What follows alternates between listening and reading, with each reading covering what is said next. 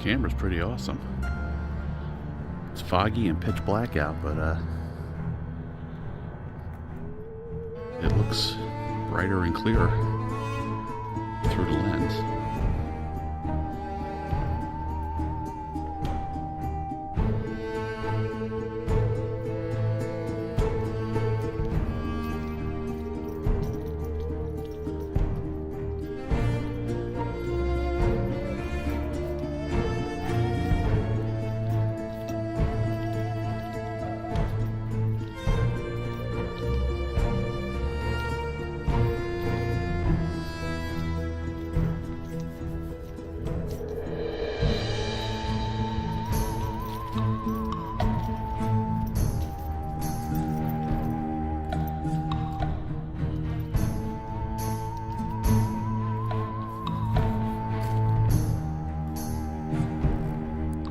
It is 7:08 p.m. January 25th, 2024. Street lights are on. It looks pretty bright in the camera, but I assure you, it is not that bright. I don't know if you can see how foggy it is. Maybe the way the light reflects off of it gives you a clue. Definitely gives it a super creepy effect, which is pretty cool.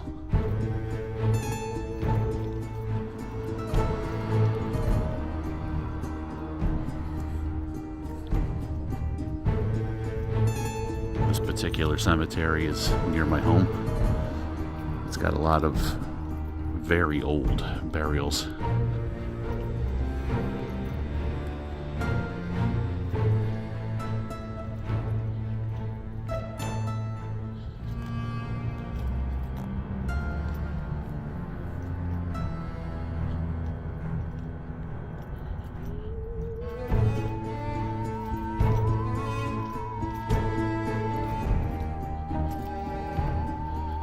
Got some newer ones as well, obviously. That would explain the lights. I don't think anyone came here to tend to a grave from the 1800s or older.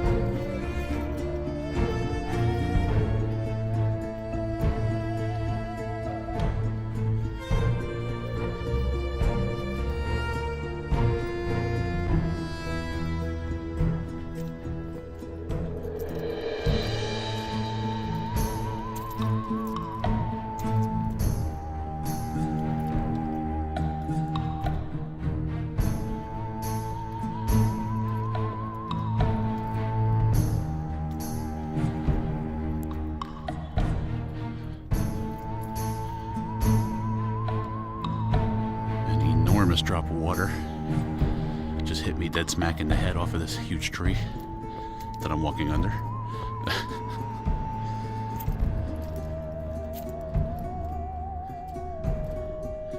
Either that or a bird with night vision got one last joke in for today.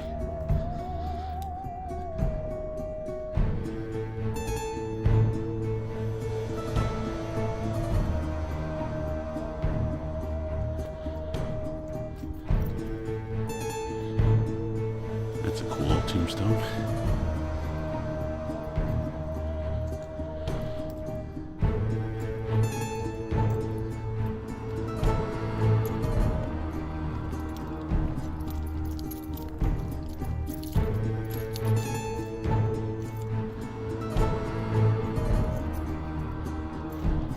Pretty far from home, but I swear I can smell the pot roast cooking.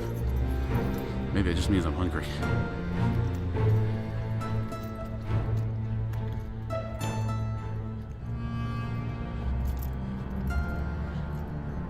About to crest a massive hill.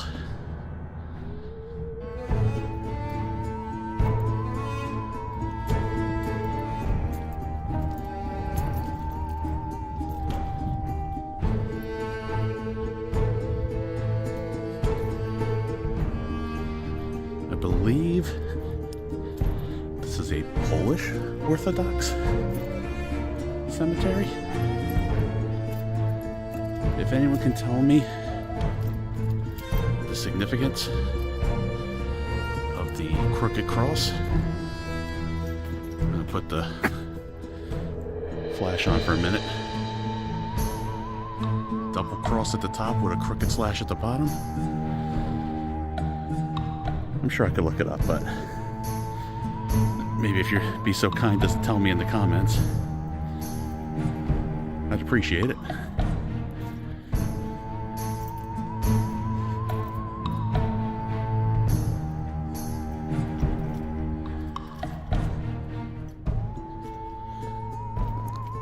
Now it dips down in pretty much every direction.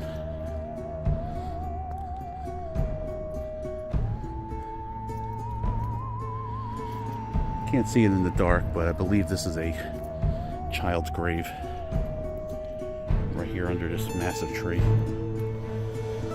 Heartbreaking. I'm gonna leave the light off out of respect.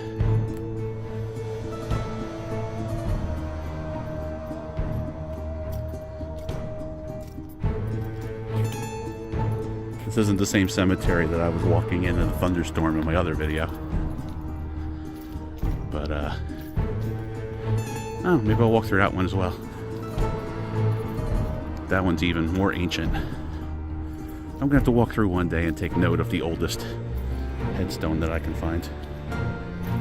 But usually when you see these pillars around there and remnants of old steel or iron gates, you know it's a pretty old cemetery. Back when that superstition was a thing, that you had to encapsulate the ghost with iron or running water so it didn't follow you home from the cemetery from the funeral. Imagine burying a loved one, being afraid they're going to follow you home and haunt you.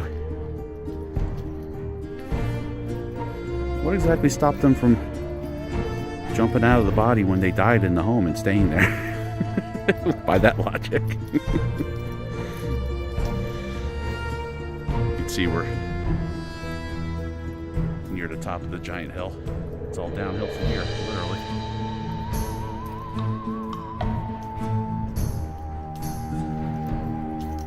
Alright, I'm not going to pan anymore because there's nothing to the left of me. Massive headstone over here. Probably a family plot. I don't have them all memorized.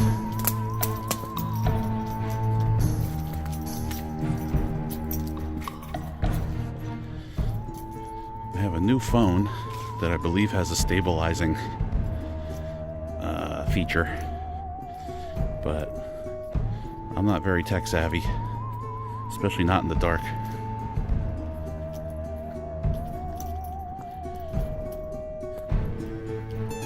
I wish I could prove to you how dark it is out. It's just everything looks so much brighter in the phone. I'm gonna put the flash on for just a moment. I think I'm at the backs of the headstone, so you won't be able to read anything.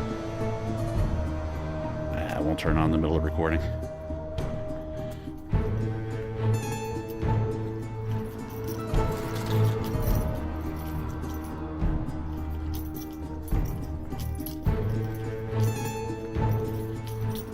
There's something about older cemeteries with the primitive old superstitious headstones.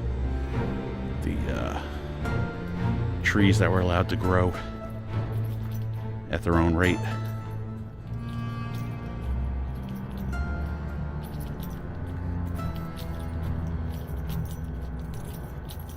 It's not so much that I'm morbid, although I suppose I do tend to gravitate towards the macabre, but it's the history. When you walk through an old cemetery, you see ancient headstones, long forgotten relatives. Nobody comes to visit anymore, or to leave flowers. Sometimes they're so old, and if they were the less expensive limestone headstones, you can't even read them anymore, which is really sad. That person's lost to history. For up to me, I would have somebody take rubbings and mark off the plots and keep a record somewhere. But you'll see a lot of town names or street names on the headstone, and it gives you a little piece of history, a little inkling as to why things are named what they're named, where the name came from. You know, it's possible that hundreds of acres were once somebody's farm. And once the developments and the streets went in, that's what the roads or the towns were named after.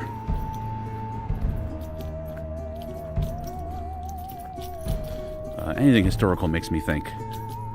Old buildings, I wonder who lived there, who worked there, how many years they put in, showing up day after day before they retired.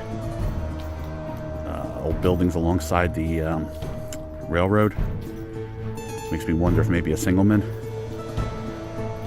hung out in there until he heard a train coming, or until it was time for a train to come, and then ran out with some lights to let people know to stay off the tracks with their Model Ts or their horse and buggy.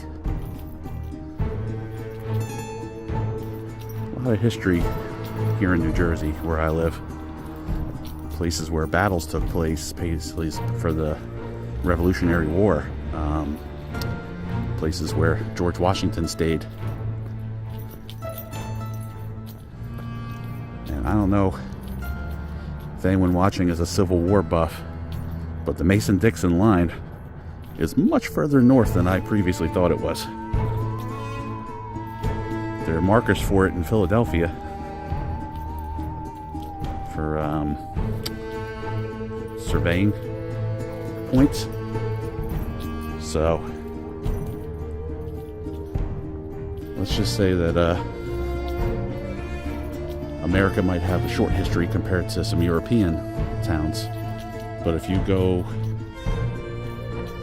far back to the indigenous people, it's got far more history than anybody is willing to admit when they got their snooty European noses pointed up in the air. Oh, we have buildings older than your country. Well, New Jersey's pretty cool. It's got some interesting history. It doesn't all smell like the refineries. All right. This over here is not filled up yet. They started over there where the walk started, but the rest of this is just grass. And we are exiting. Thanks for joining me.